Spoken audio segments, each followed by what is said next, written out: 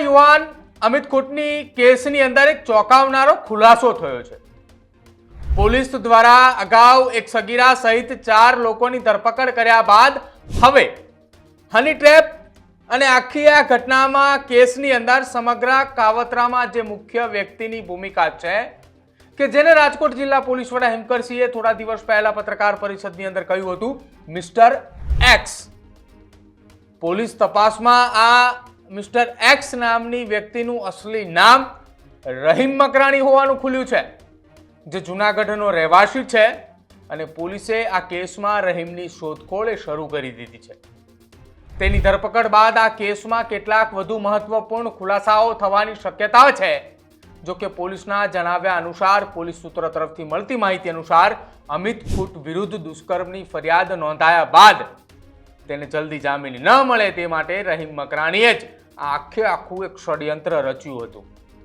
રહીમે જે સગીરાની friend request સ્વીકાર્યા બાદ પોતે જ સગીરા બનીને અમિત સાથે વાતચીત કરતો હતો અને હની ટ્રેપમાં ફસાવ્યો હતો। પોલીસે હવે રહીમનું નામ સત્તાવાર રીતે જાહેર તો પોલીસના સૂત્રો તરફથી થયું છે। જો કે જ્યાં સુધી રહીમની ધરપકડ ન થાય ત્યાં સુધી પોલીસે તેમની તમામ અલગ અલગ ટીમો બનાવીને રહીમની ધરપકડ કરવા માટેની કવાયત હાથ ધરી છે। જો કે હાલમાં પોલીસ પકડથી તે દૂર છે, તેને શોધવામાં કદાચ કેટલાક કલાકો વીતી જાય એ નક્કી નથી। જો કે આ કેસની ફરિયાદમાં રીબડાના અનિરુદ્ધસિંહ જાડેજા અને રાજદીપસિંહ જાડેજાનું નામ પણ નોંધાયેલું છે।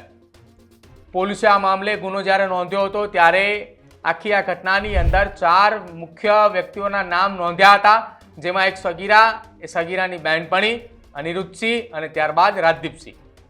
હવે આ ઘટનાની અંદર સગીરા અને તેની બહેનપણી પૂજા રાજકોટની તો પોલીસે ધરપકડ કરી, જેના આધારે પોલીસે અન્ય 2 એડવોકેટની પણ ધરપકડ કરી, જ્યારે પિતા અને પુત્ર એટલે કે અનિરુદ્ધસિંહ અને રાજદીપસિંહ હજી ફરાર છે।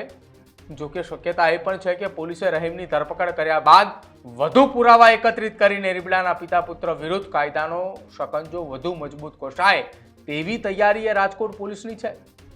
બીજી તરફ અમિત ખૂટના પરિવારજનોએ સતત અનિરુદ્ધસિંહ અને રાજદીપસિંહની તત્કાલ ધરપકડ કરવા માટેની માંગ કરી રહ્યા છે અને એ માંગની સાથે આખા આ કેસની તપાસ જિલ્લા પોલીસ વડાના માર્ગદર્શન હેઠળ એસઆઈટી એટલે કે સ્પેશિયલ ઇન્વેસ્ટિગેશન ટીમ દ્વારા હાથ ધરવામાં આવી રહી છે। મિત્રો, આવા જ વિડીયો અને શોર્ટ્સ જોવા માટે આજે જ અમારી ન્યૂઝ રૂમ યુટ્યુબ ચેનલને સબસ્ક્રાઇબ કરો।